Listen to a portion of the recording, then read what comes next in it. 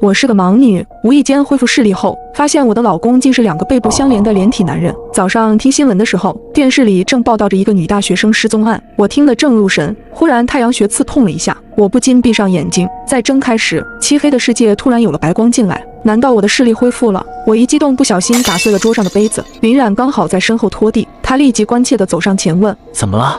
我本想告诉他这个好消息，但在看见他的时候，我不由得僵住了身子，因为我隐约看见林冉的背后贴着一个人。看来我的视力并没有完全恢复，居然还会把一个人看成2个人。林冉问我：“是因为怀孕所以感觉不舒服吗？”我点头，有可能。想起孩子，我心头变得柔软，走上前想抱抱丈夫，却被他推开。小将，我还要拖地。结婚3年，林冉从来不让我拥抱她。我是一个盲人，但林冉手脚健全，却有着特殊习惯，比如不能拥抱、分房睡觉、爱穿雨衣。睡了1晚上后，我被噼里啪啦的雨声吵醒了。朦胧间，我竟然看见了洁白的床单、米色的柜子，张开食指在眼前晃动，我还是看得清清楚楚。我真的恢复视力了。此时外面传来开门声，我欣喜若狂，想要快点告诉林冉这个好消息。可刚走到门口，我就看见林冉正在拆一个超大的纸箱。林冉背对着我，她穿着宽大的黑色雨衣，头上戴着的硕大的衣帽将整个人笼得严严实实。纸箱被打开，我看见有一个女人躺在里面，那个女人穿着白色的校服，蓝色的帆布鞋，肢体僵直。我一眼看出这是具尸体，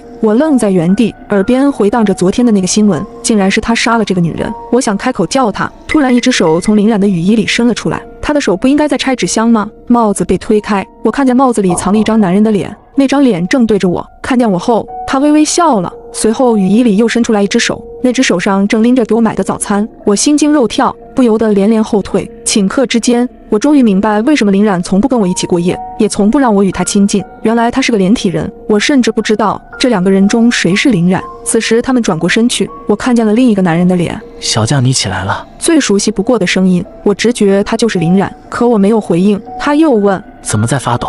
我感觉到林冉明显警觉了起来。小将，你的眼睛能看见了吗？我连连摇头。他冲上前来，激动地问：你是不是能看见了？快说话。我害怕被看出破绽，假装痛苦地开口道：我肚子痛。肚子疼。我点点头，继续装成盲人看着前方。也就是这时，我看清了那个女尸的脸，她的脸上有一道细长的疤痕。我才想起来，我认识这个人。小将，你在流血。林冉的话拉回了我的思绪，我下意识低头，才看见自己的睡裙下有鲜血流了出来，心头一颤，我两眼一黑，陷入了昏迷。再次醒来时，我发现自己躺在家里的床上，林冉坐在我的床边。小将，你醒了。我强装镇定，用手在被子上摸索，假装寻找他。我睡了多久？林冉猛地向后退，应该是怕我摸到他身后的那个男人。你睡了好几天了。我没说话，想找机会报警。小将，孩子没了。你说什么？我惊得坐起了身子。林冉垂下脑袋，可表情却看不出一点难过。医生说你的身体太虚弱了，所以才会流产。怎么会这样？我佯装哭起来，其实心里却暗自松了一口气。有一个杀人犯加连体人的父亲，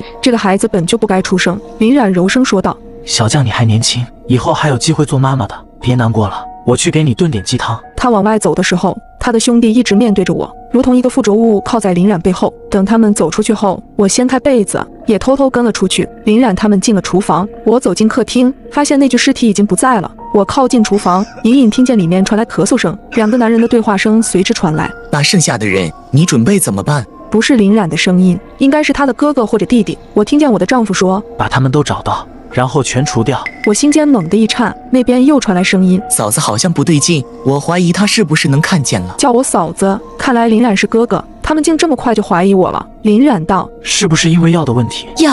什么药？